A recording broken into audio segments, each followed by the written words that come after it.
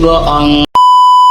Aku hanya memikirkan satu peraturan penting. Kenapa kau lakukan hari ini kalau kau bisa melakukannya besok? Hahaha. Few moments later.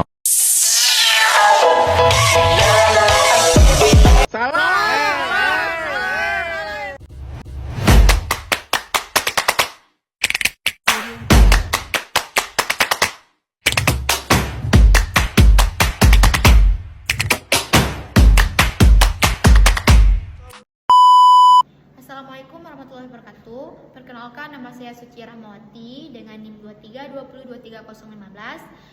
Saya dari Prodi Pengembangan Masyarakat Islam, jurusan Dakwah dan Komunikasi Islam. Pada kesempatan kali ini, saya akan membuat video untuk menuntaskan tugas UAS MK Advokasi dan Kebijakan Publik.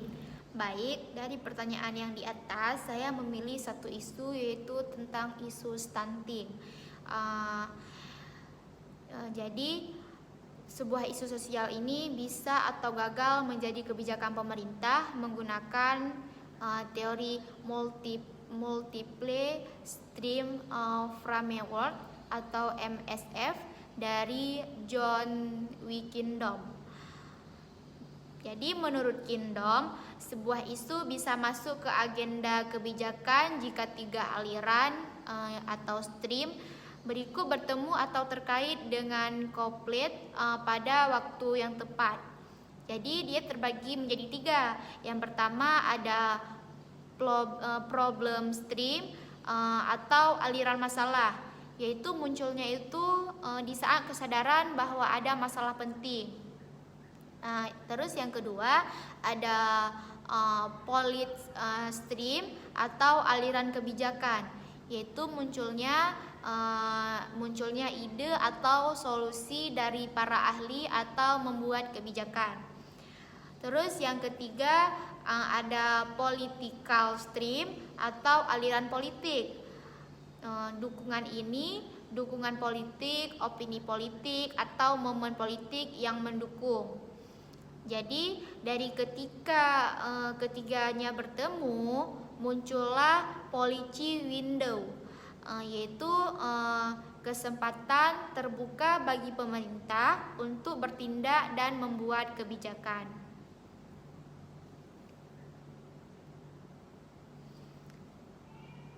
Jadi contoh kasus tentang isu stunting di Indonesia ini, kita pilih isu stunting atau anak tumbuh pendek akibat kekurangan gizi. Isu ini sangat hangat dan memang telah berhasil masuk ke agenda kebijakan nasional. Dia terbagi dari tiga pembagian. Yang pertama ada A, yaitu problem stream atau aliran masalahnya. Jadi tahap di mana masyarakat ini dan pemerintah menyadari bahwa stunting ini adalah masalah serius. Kenapa? Karena terdapat bukti dan pemicunya.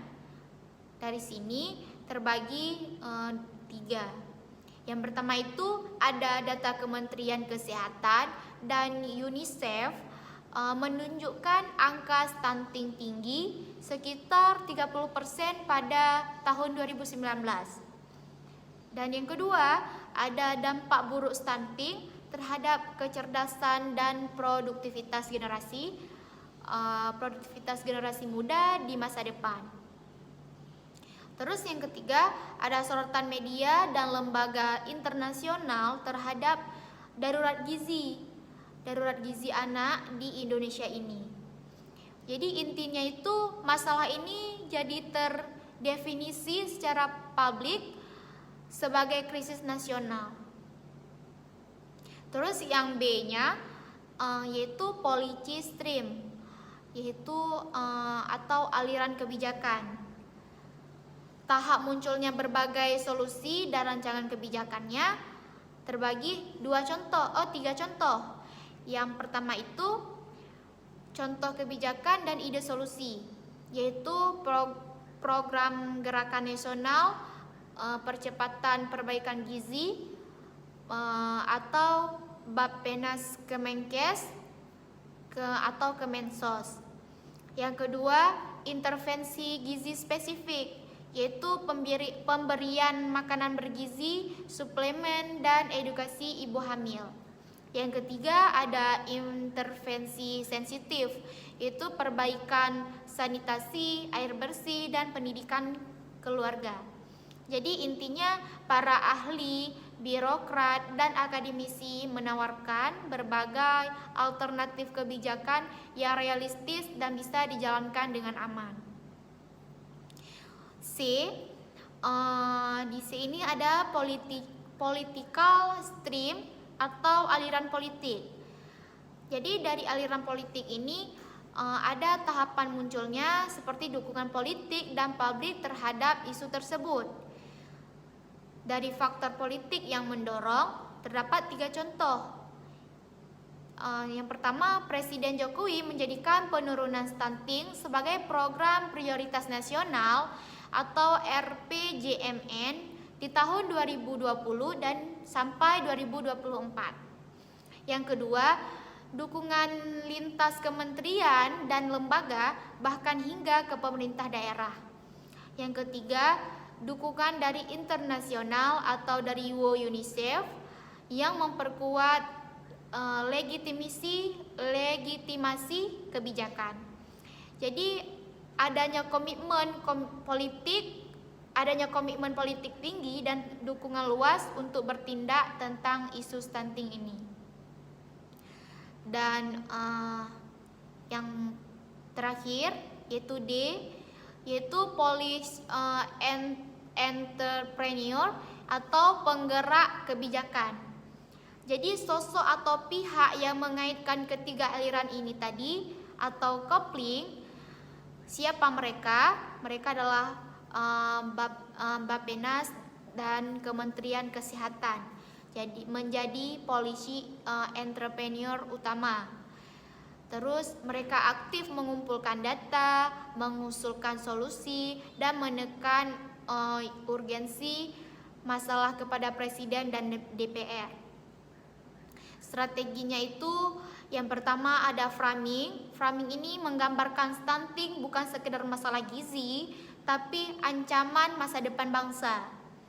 Yang kedua, koalisi lintas sektor.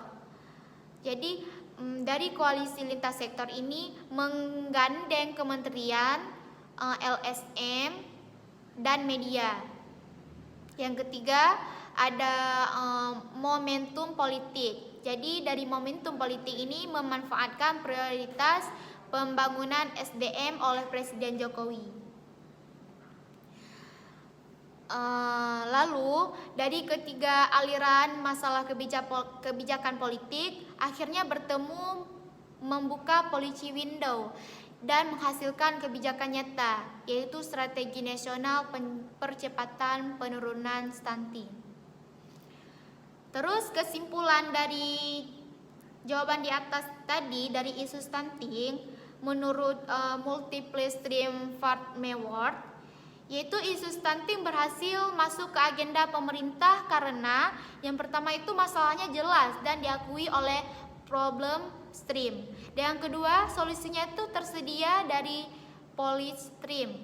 Dan yang ketiga, ada dukungan politik kuat atau political stream, dan keberhasilan itu terjadi karena adanya policy entrepreneur atau Bappenas dan Kemenkes yang mampu mengaitkan ketiga aliran ini di waktu yang tepat.